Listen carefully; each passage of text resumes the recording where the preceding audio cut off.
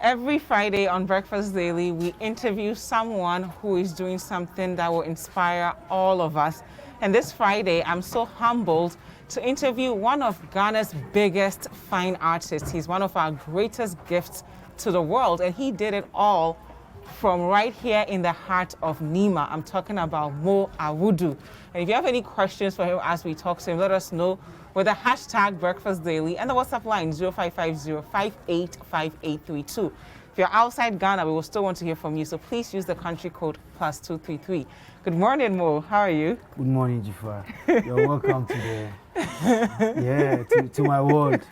Thank you. Thank you so much for welcoming us into Nima. How would you define yourself? Yeah, I'm a painter.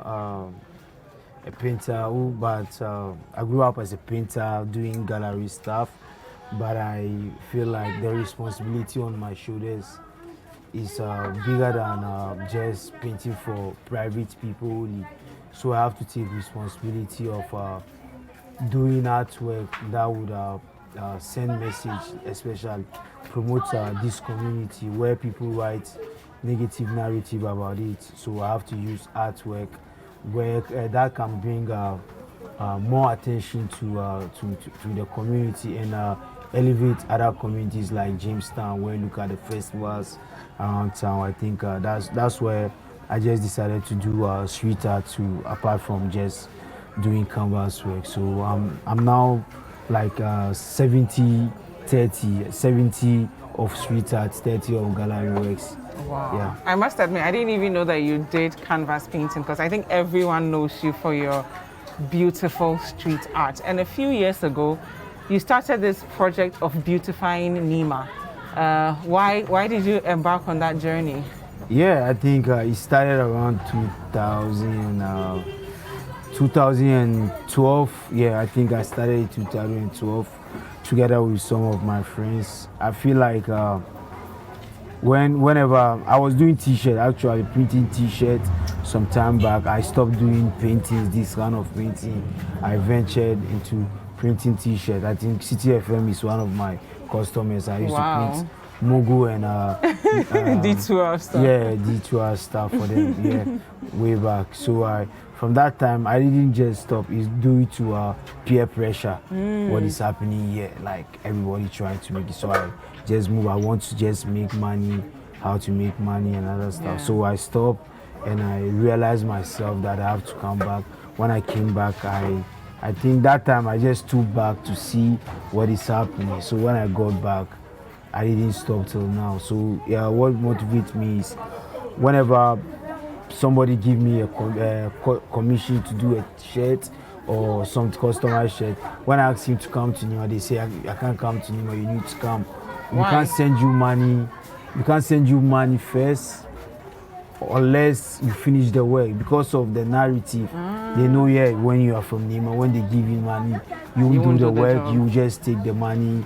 You won't even, so it's a challenge for me. So I just said to myself, I'll try. And people always talking about change. We want to see a change, but I feel like who is coming to do the change unless you yourself? You have to start from you.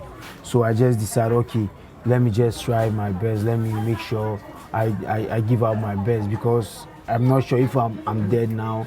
I don't know if anybody will have that zeal or that energy of what I see in my head to do it. So it had to start from me.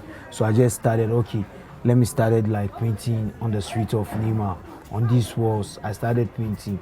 So tourists start to like come here. Oh, okay, Nima is not a bad place. Nima is not a bad place. Nima is not a bad place. So that's how we all started, and that keep like encouraging me. Wow. So from here, I just moved to Jamestown, festival in Jamestown and other places, and it's working for me, yeah. For the festivals, artists from across the world will come to Jamestown, but you are one of the people who, it was a deeper thing for you. Like when someone sees you actually painting, how big of a deal did it mean for you to show your craft in that way? Yeah, I think Jamestown, when people come there at the festival, when people come there to paint, before the camp, we started it. It was started with Nima artists in 2000.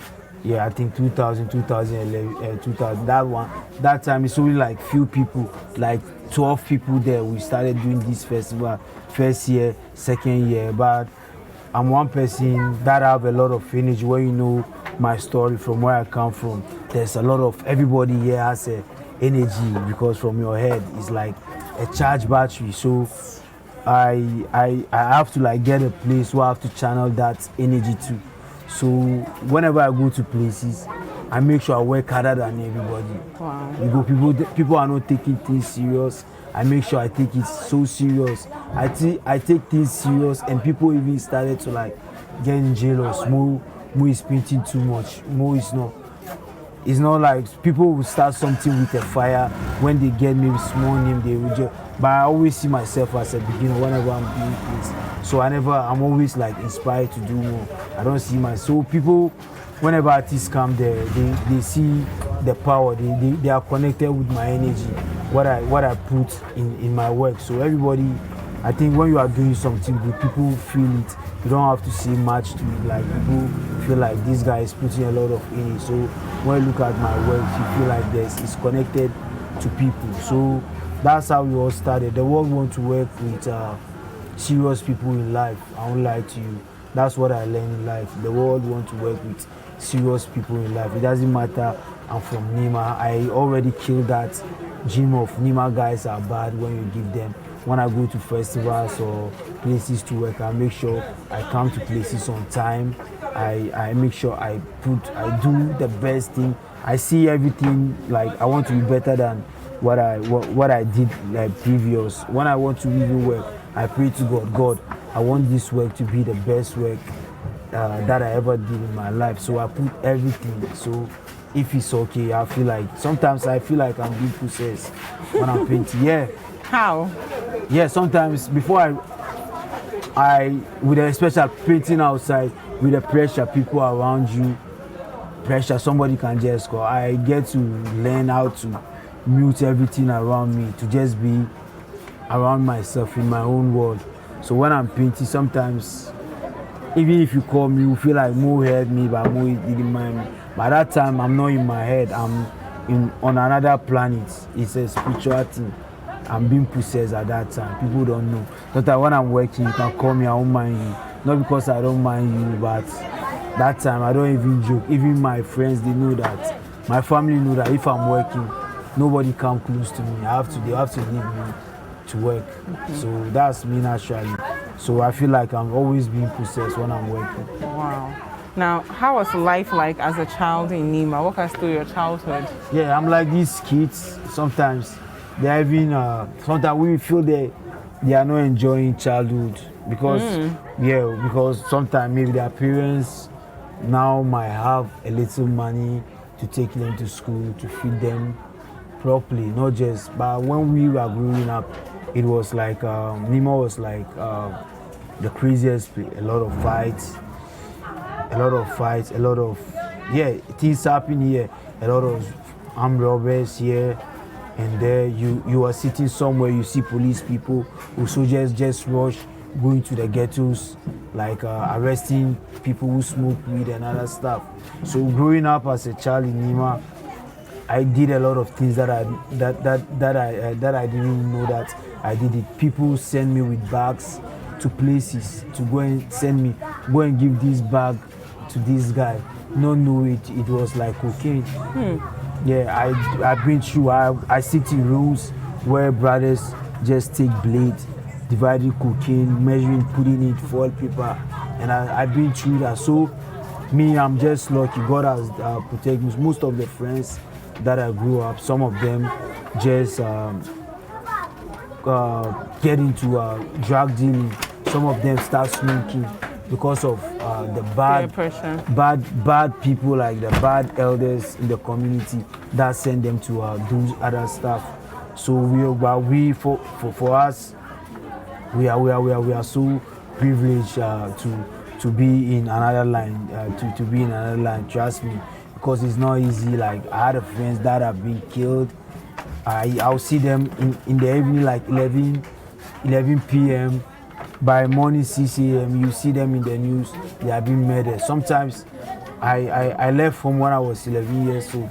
My dad used to tell me whenever he see like they arrest armed robbers, they kill people on TV, he prays that I'm not part of it. Trust me. My dad tell me that recently told me whenever I see all these things, he think like, oh, he pray that I'm not part of it because of where I come from, the friends that I live with, and where you know what we can do because of the place that we grew up. So I'm so happy I had saved my life. So these young kids, for me, I feel like it's my responsibility, not just even if they are not going to be artists, but to engage them in positive things after school. You can see that I have a lot of kids that I teach. Some of them, everybody has his own day that I teach. I make sure I give them, I make sure they get into activities that won't let them be in the ghettos, that won't let them be in the cafes doing soccer hour, because that's what is happening. That's what inspires people. Trust me, that's what inspires people here now. So as a child, what was your first introduction to art? And back in the day, art was not as lucrative as it is now. I mean, today I can say because of people like you, the next generation of artists can see the path. But when you were younger, what was the space like? Yeah, for me, I think every generation is like always God have a reason of. It's like what we believe in Islam. I believe in whatever God gave me, He gave me for a reason, not just for myself. He gave me this talent. I stopped doing art for 3 years. Trust me. Why? Peer pressure. Why were they pressuring you? Why did you Peer stop? pressure. You are in the community. Younger brother who, in 3 months, the younger brother that you give money, who buy car in 3 months, build house, blah blah. Sometimes if you don't take time, you will take your girlfriend. Yeah. Because what would be going through your mind? Yeah, so because of that, because of fraud.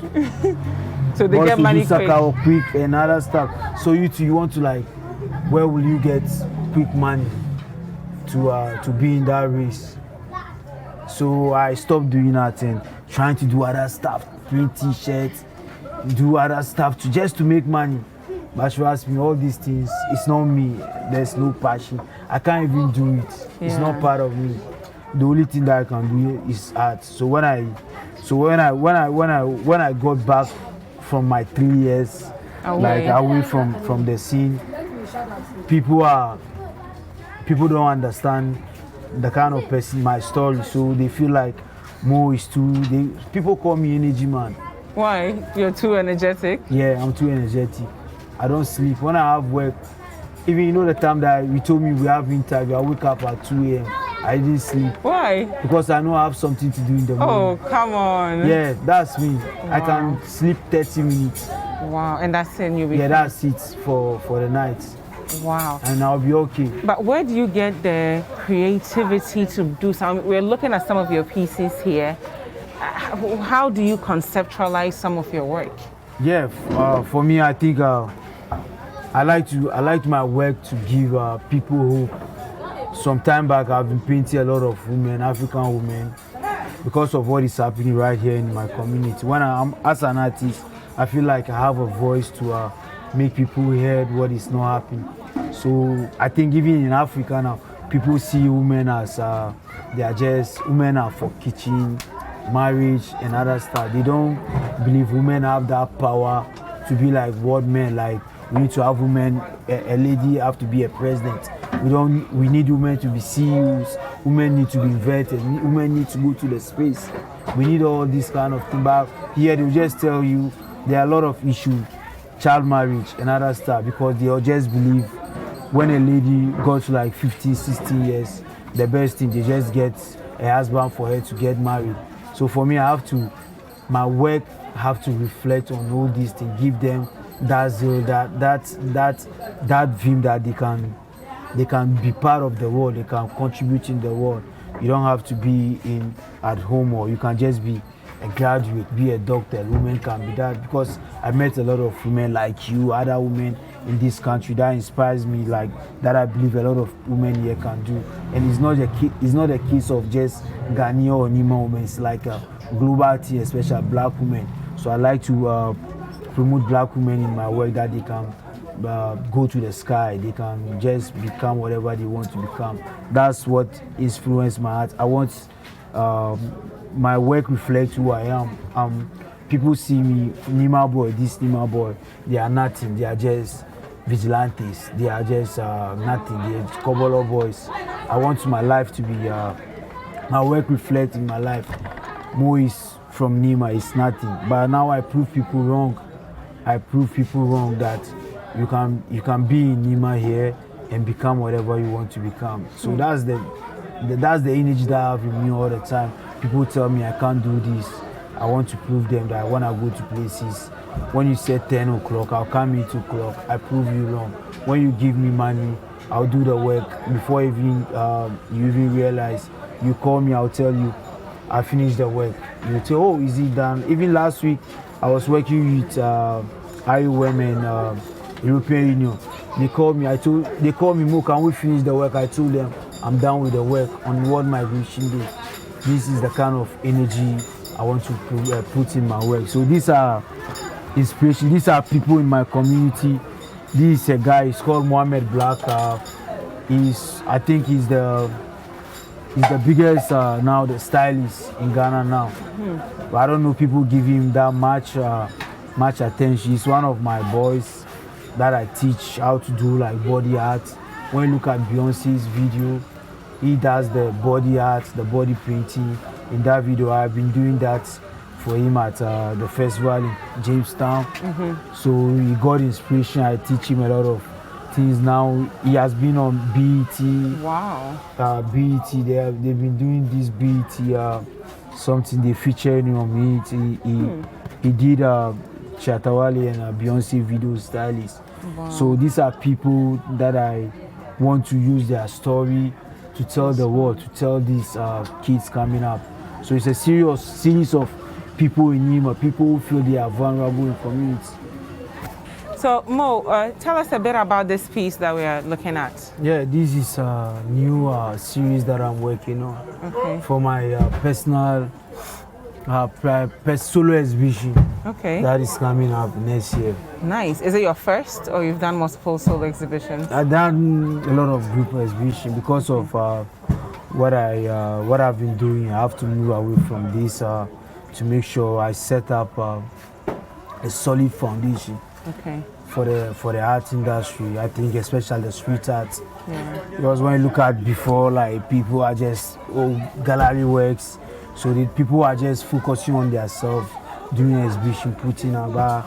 I just decided, okay, I need to focus, promote street art where people can have a voice and have like zeal to say, oh, I'm a street artist. Yeah, so I think now every festival you see here in Accra, like everybody wants to include artists to come and do. It's not like before. So now I have to like go back to start thinking about myself small, galleries. That's where I started. So I have to do my solo show. So I'm focusing on it now. Wow. Now, I know we've talked extensively about Nima. Yeah. But even graffiti artists, back in the day, people used to look down on them. You know, they're like, you guys are destroying our walls. How were you able to change this narrative to a point where people look forward to having artists like yourselves beautify the country? Yeah, I think when I started, I did a lot of research about graffiti. It's part of the elements of hip hop. So back where we got inspired is maybe the American, Europe, where you see a lot of graffiti. That place, that's where people put their thoughts and frustration when they have issue with government. Like it's in America, the issue that we have here, people start tagging walls and other stuff. But I feel like it's vandalized, like people vandalize property, not the right way. If you want to do proper art, graffiti, if you want the government to accept what we are doing, we need to do graffiti fine art. I learned about graffiti fine art in Sao Paulo. Wow. Yeah. What year did you go there? I went there in 2008. Okay. How transformational was that? 2018. Oh, 2 years ago. Yeah, 2018. Yeah, it was mind blowing. I think we did a project here with the Brazilian Commission. That's where I met Bino and Kito, where they used to be my mentors. They made me understand graffiti is not just about writing letters and tagging. It's about making sure your art, what you see in the galleries, is what you see on the street. So most of my works, people can just take it, do a print and sell it in galleries, because I don't do letters and I think that's what is happening around the world now. People are really realizing graffiti is more about promoting culture. It's like music, positive, negative, dealing with things. So that's what I do. So now what I do is graffiti fine art, not graffiti. So now I think the government accepts graffiti through our influence. 10 years ago, I'm so happy to say, like a festival like Charlotte, I'm part of the people that started. When people know that for 10 years, non-stop, I never like, today Moh is not there, I'm always on top. But I just decided 10 years is over. I need to start looking at doing other things. So I stopped going to Charlotte from this But year. you started a festival for Nima artists. Yeah, Tell us about that. Yeah, I want to start a festival here now because I believe in I build other communities. Why can't I Build your own. bring it home? So now I have a lot of connections that can make things happen. People I wanted to support. I made myself as a global ambassador because of the places that I've been to. I printed around the world, and it's high time I always tell my friends, the international artists, we need to come to Nima and print. Some of them print here, and they say, okay, Moh, when are you having your festival? We need to come to Ghana, and I don't want to bring them here, not getting in inactivity. So I have to make sure I put Ghana and Nima on the map. Make sure the energy that I give out to some people, I need to make sure I groom other people here from what I'm doing, these kids that are here, and bring other people here to enjoy the multicultural community here in Nima, because Nima is made up of so different people that migrated from especially West African countries. So you see Wache is a migrated food. Every food here is a migrated food. So you can see here where Ashanti, Gampi, everybody is here. So people can enjoy how unity we are, because we are very united here. You can see here where man speaking outside like this. He's a rapper. Yeah. Mentorship. We're going to get back to this particular painting, but I've noticed that recently you've been sharing the limelight with a lot of young artists from Nima. Why is that so important to you to pay it forward? Yeah, I think doing mentorship is one of teaching, and it's one of the things that I love to do. I was teaching 2002 when I was very young. 2002? Yeah, in an art school. I was going to art school, yeah. I was going to art school. I was in third year, and I teach first and second year. Wow. So it's something that I taught a lot of artists. They even forget that I've taught them. But I'm somebody, when you touch my shoulders, I appreciate you every day. But they even forget that I used to taught a lot of artists. But sometimes you just need to focus on you. It's a good thing you teach young kids. But I stopped doing that and focusing on these artists that are grown up. Some of these graffiti artists that you see, they call themselves graffiti artists in Ghana. Trust me, I taught like 99% of them. How does it make you feel that you are able to help somebody else also discover their talent? It's the best thing. Other people told me it's good that I share my knowledge. I acknowledge all the people that always teach me more, do this. The French artists, the Brazilian artists, the Australian artists are so good. They teach me a lot of things. So I appreciate them. So Alliance Française always, whenever I'm doing interview, I say thank you to them, and because they bring artists here to do workshop with us. As a country, how important is it for us to begin to set up, for example, creative community centers in neighborhoods like Nima, Mamobi, Jamestown, to get more young people to really discover their talent? Yeah, I think the issue has to come with, start with the artists first. The artists, you have to let people know what you are doing. You have to make sure whatever you are doing, it impacts community. Like what I'm doing, I'll tell you, I can boldly tell you that no artist in Ghana now contribute like to a national contribution than me. Most of these artists, we have big artists that making money back to their pocket. But some of us, we sacrifice for the community, for the city, for the nation. So if we have a lot of artists that take these responsibilities, it's not just about my pocket, doing gallery work, get paid, putting it in my money, taking care of myself. But some of us, I buy paint, I come and paint here. Somebody will come and BBC will come here and take, Citi TV will come and take it. Go, where is this place? It's Ghana.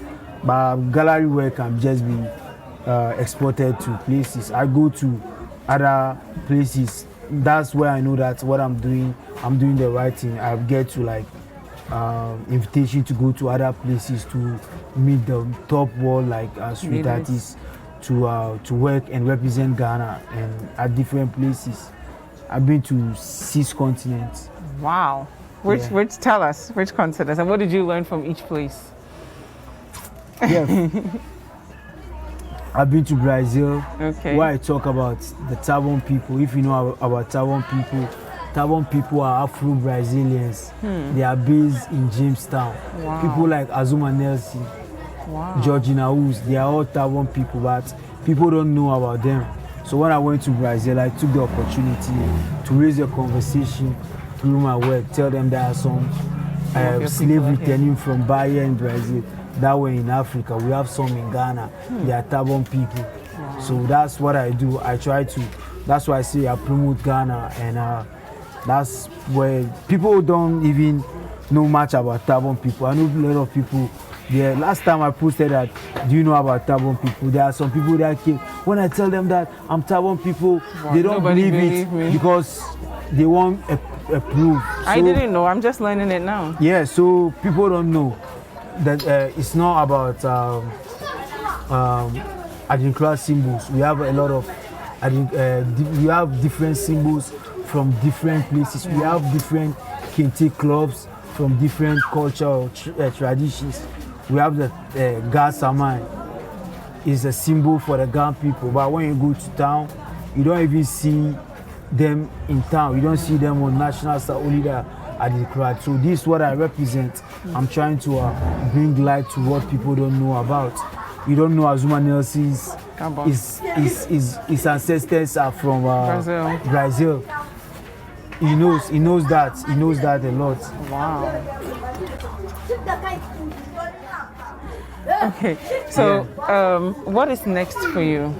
Next, I just, whatever I'm doing, I want to just upgrade it. I get more people. That's why myself and Ian Kwachi, 3 years ago, we had this group where we bring a lot of artists, graffiti artists or street artists or wannabe street artists together, teach them a lot of things to get them to it. That's why we have the Ghana Graffiti collectives. It's a collective of artists, professional artists that we work here with. We have some members in UK. Wow. People like Dziffa, they are leaders. He's top black British artist, but he's a Ghanaian.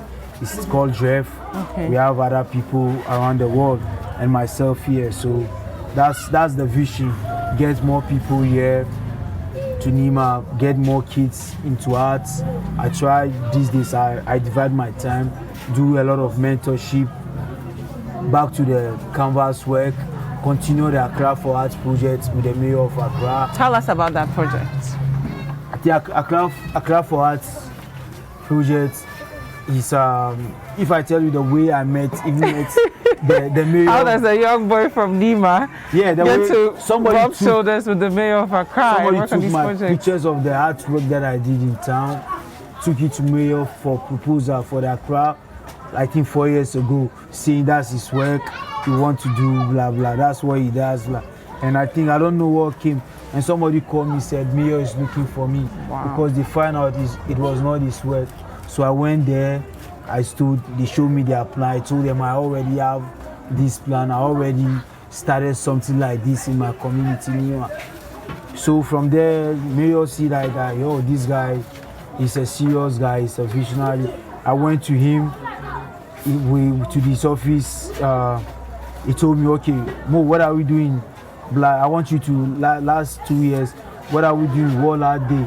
Can we? I tell him, Mayor, tonight, we wake up, by the time we wake up 5 a.m., I'll send you sketches, the concept. He was sleeping, I've been sending him sketches. I didn't sleep that night with my team, everybody sending.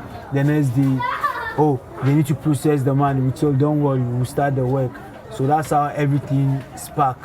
Wow. We sacrificed. That day with no money, it was raining. We went there, we did Kimbu Wall.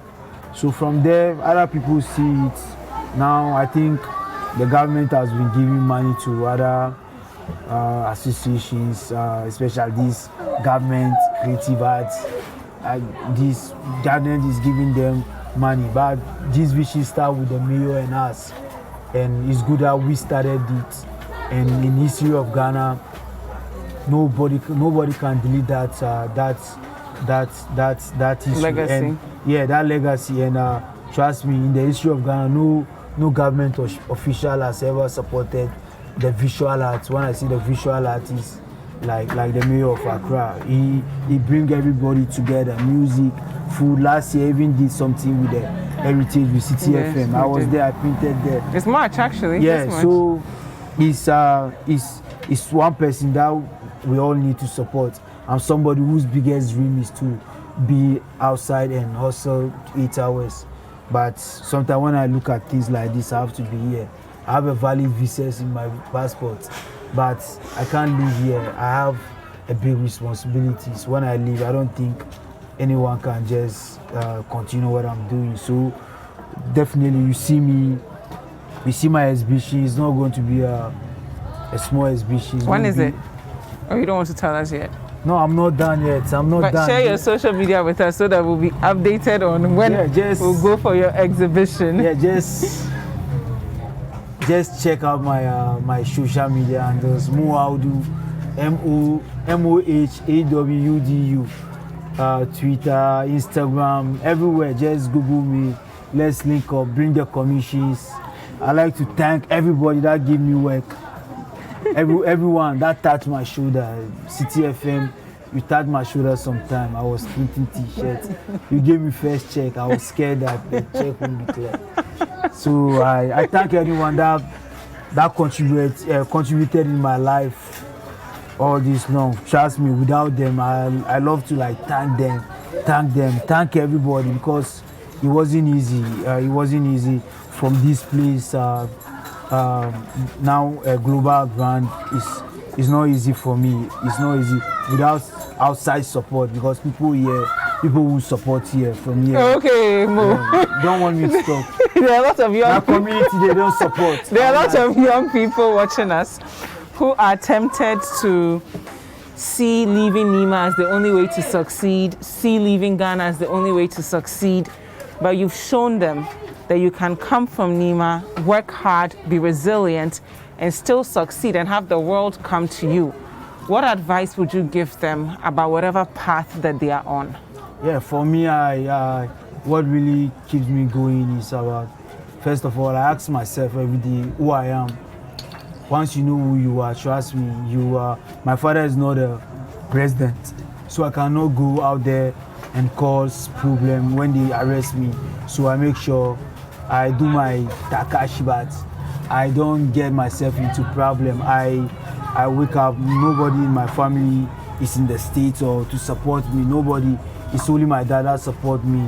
So I only have younger brothers. No one will support me from what so when I wake up, what I know that the only tool that will help me in life is my art. Trust me. So I don't play with my work. So whenever anybody come to work with me, I don't play. I make sure I let you know that I have principles when I'm working. I don't play with my work because my work is my life. So the kids in Nima or these Zango, all Zango communities, no matter where you are, you have to believe that first of all, being a Zango is a negative one, because people will look after you. You can't do anything, but turn that negativity as a fuel of positive to fuel yourself to go hard in whatever you do. Take that energy to next level. Make sure you turn that negative energy to positive. That's what I can tell you. You can be better than me. Trust me. Peace out. That is Moh Awudu, ladies and gentlemen. I hope you have been inspired as much as I have been.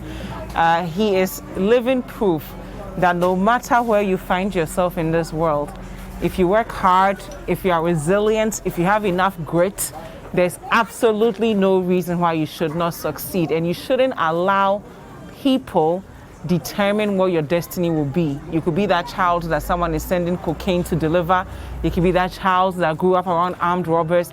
It does not mean that you should end up like that. You get to determine your destiny. We are so proud of Moh, and we hope that you are as inspired by his story as I am. Don't go anywhere. Breakfast Daily will be right back.